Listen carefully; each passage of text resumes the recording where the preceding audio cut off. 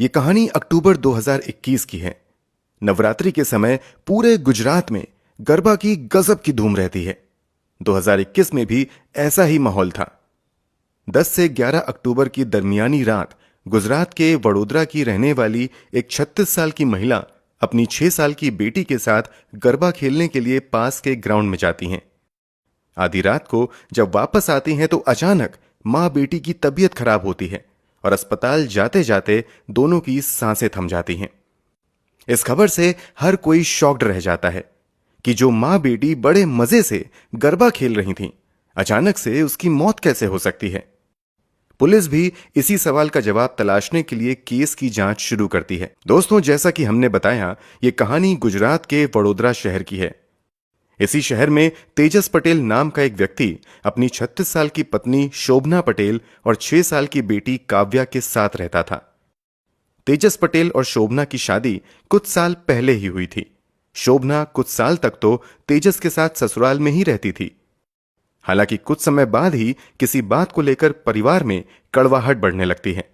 एक समय बाद यह कड़वाहट इतनी ज्यादा बढ़ जाती है कि शोभना अपने पति तेजस पटेल के साथ वापस अपने माता पिता के घर आ जाती हैं और यहीं पर रहने लगती हैं। पिछले 5 साल से तेजस अपने पत्नी के साथ अपने ससुराल में ही रह रहा था। शोभना और तेजस की एक 6 साल की काव्या नाम की बेटी भी थी, जो इन लोगों के साथ ही रह रही थी। परिवार का भरण पोषण करने के लिए तेजस पटेल वडोदरा के ही मशहूर गेंदा सर्किल के पास एक इलेक्ट्रॉनिक शोरूम में बतौर सेल्समैन काम किया करता था।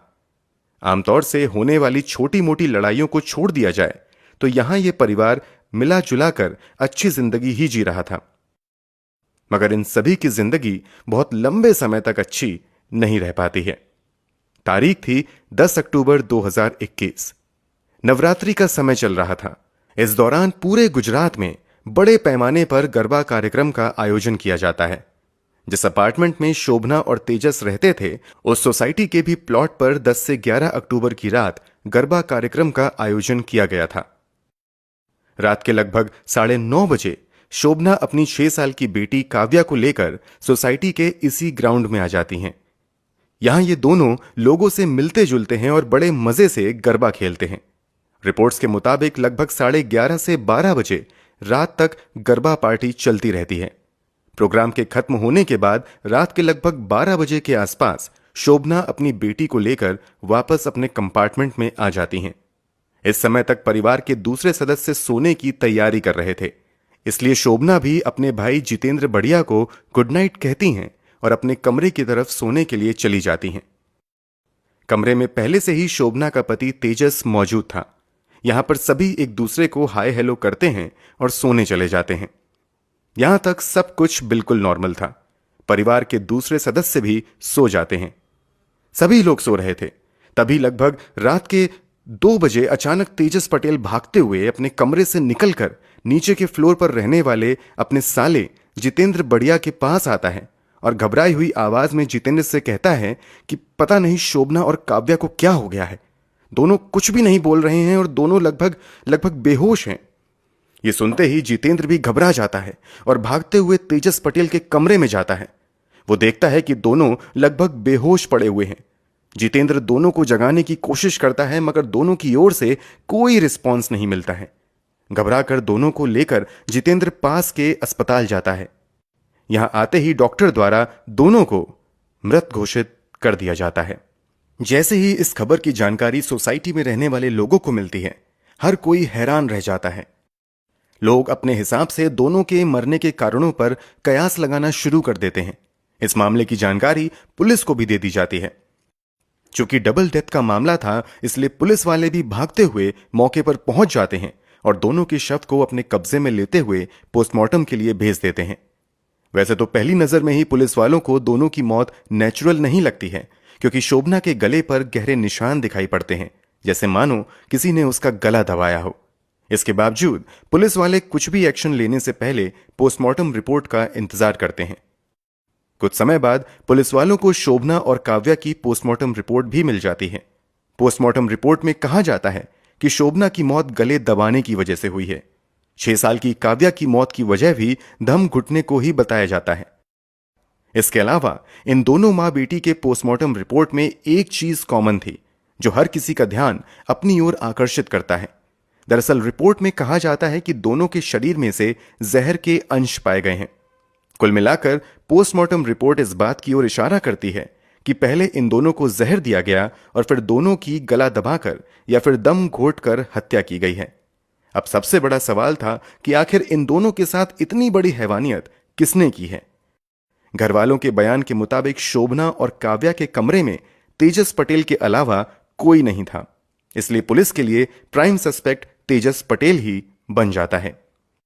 मामले की सच्चाई जानने के बाद पुलिस वाले तुरंत ही तेजस पटेल को पूछताछ के लिए हिरासत में ले लेते हैं।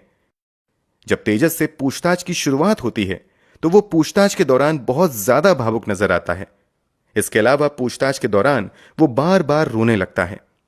लोग अनुमान लगाते हैं कि तेजस ने अभी अभी अपनी पत्नी और बेटी को खोया है, इसलिए शायद बहुत गहरे सदमे में है। इस कारण तेजस को थोड़ी देर की पूछताछ के बाद घर भेज दिया जाता है।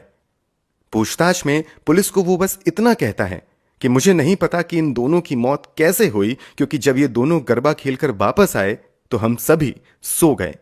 फिर अचानक जब मेरी नींद रात के 2 बजे खुली और जब मैं इन दोनों को उठाने की कोशिश की तो इन दोनों की ओर से किसी तरीके का रिस्पॉन्स नहीं मिला। इमोशनल तेजस पटेल को भले ही पुलिस ने छोड़ दिया था, मगर अब भी वही पुलिस के लिए प्राइम सस्पेक्ट था। मगर हालत की गंभीरता को देखते हुए पुलिस जल्दबाजी नहीं कर रही थी। अब पुलिस वाले तेजस पटेल के घर की छानबीन करने का फैसला करते हैं।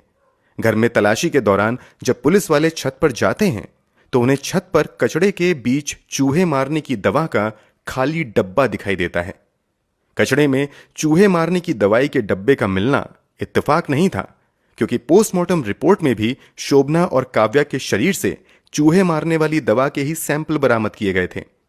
अब पुलिस वालों को पक्का यकीन होने लगता है कि इन दोनों की हत्या के पीछे शायद तेजस पटेल का ही हाथ है और वो बस पुलिस वालों के सामने इमोशनल बनकर नाटक करने की कोशिश कर रहा है।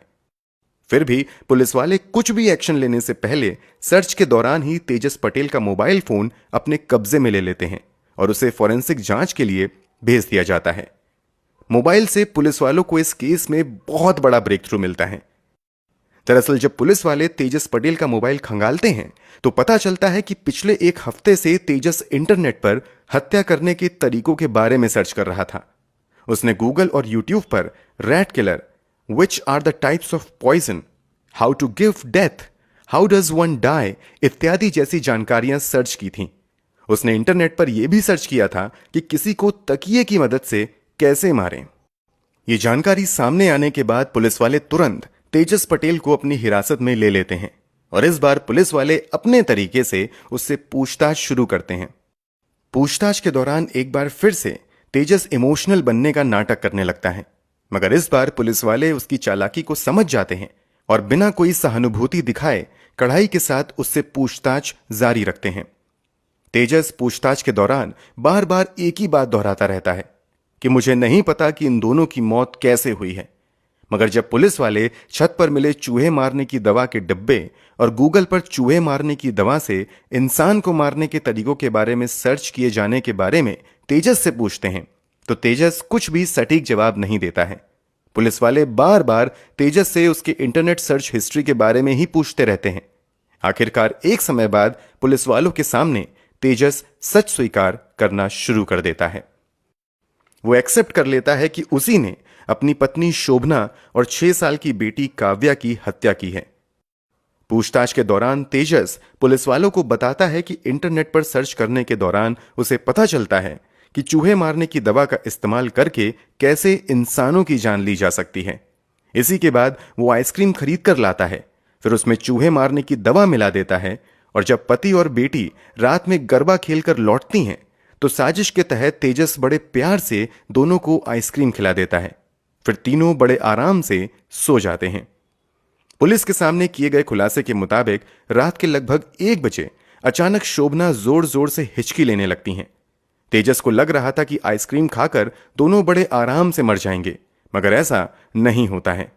शोभना की हिचकी की वजह से तेजस की नींद खुल जाती है तो वो देखता है कि शोभा लगभग बेहोश हैं और जोर जोर से हिचकी ले रही हैं। तेजस को लगने लगता है कि शायद चूहे मारने की दवा का ज्यादा असर नहीं हुआ है, इसलिए वो तुरंत ही दुपट्टे से शोभना का गला जोर से घोंट देता है और तब तक घोटे रहता है जब तक कि उसकी सांसें थम नहीं जाती हैं। पत्नी को मारने के बाद तेजस पास में ही सो रही बेटी काव्या का भी मुंह तकिया से जोर से दबा देता है और उसकी भी सांस थमने तक तकिए से उसका मुंह दबाए रखता है।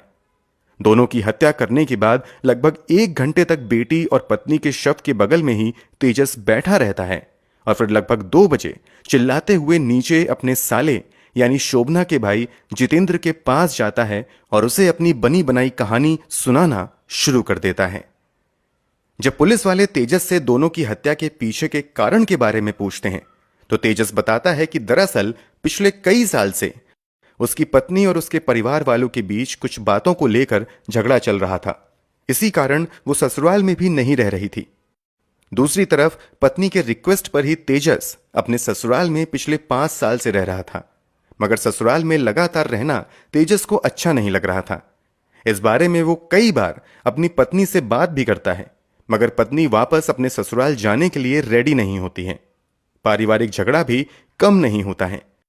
तेजस के मुताबिक इन्हीं सब बातों से तंग आकर उसने अपनी पत्नी की हत्या कर दी।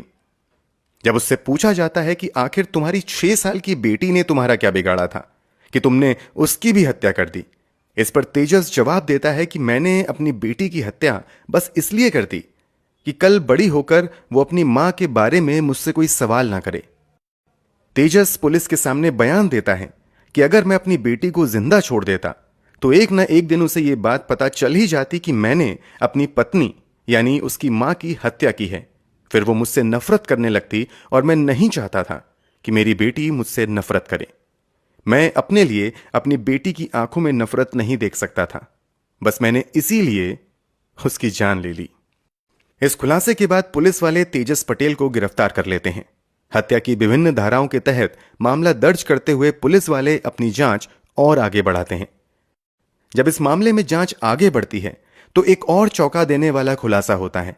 दरअसल पुलिस वालों को जांच पड़ताल के दौरान पता चलता है कि जिस शोरूम में तेजस काम किया करता था वहां एक लड़की भी काम करती थी।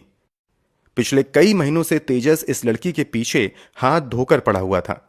उसने लड़की को कई बार प्रपोज भी किया था, मगर लड़की ने मना कर दिया था। बात यहां तक बढ़ गई थी कि लड़की के भाई ने तेजस को बहन से दूर रहने की हिदायत तक दे दी थी। खुलासे के मुताबिक इस रिजेक्शन की वजह से तेजस और भी ज्यादा तनाव में रहने लगा था। इसी के बाद उसने अपनी बेटी और पत्नी को खत्म करने का फैसला किया था। पुलिस इस एंगल से भी जांच करती है कि दोनों की मौत के पीछे तेजस की लव स्टोरी की कोई भूमिका है या नहीं, मगर पुलिस वालों को तेजस के अलावा किसी दूसरे व्यक्ति के खिलाफ इस पूरे मामले में कोई सबूत नहीं मिलता है। केस की मौजूदा स्थिति की बात करें तो जैसा कि अमूमन होता है, इस केस की भी सुनवाई अदालत में चल रही है। वहीं तेजस पटेल सजा के इंतजार में सलाखों के पीछे बंद है। दोस्तों, वैसे तो यह अदालत तय करेगा कि तेजस पटेल को क्या सजा दी जाए, मगर आपके अनुसार तेजस को उसके किए की क्या सजा मिलनी चाहिए, कमेंट बॉक्स में जरूर बताएं। अगर आपको हमारी मेहनत पसंद आई हो तो इस वीडियो को लाइक और शेयर जरूर करें। धन्यवाद।